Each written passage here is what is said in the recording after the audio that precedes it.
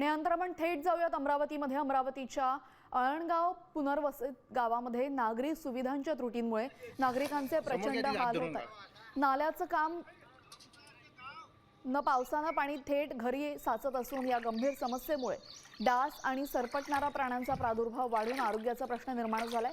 मागील 9 वर्षांपासून या पुनर्वसित गावात नागरिक वास्तव्यास आहेत, मात्र पुनर्वसनावेळी करण्यात आलेली सुविधा अत्यंत निकृष्ट दर्जाची असल्याचा आरोप नागरिकांनी केलेला आहे।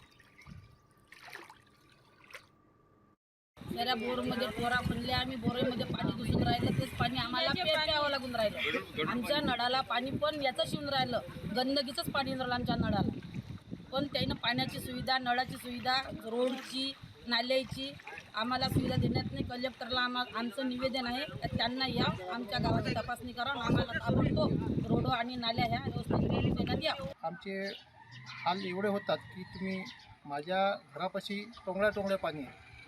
पाऊस जाऊन जवळपास शनिवारी पाऊस गेला तरी पण हे पाणी तसंच आहे। याच्यामुळे डासाची प्रादुर्भाव वाढलेला आहे। यामध्ये साप, विंचू वगैरे येतात।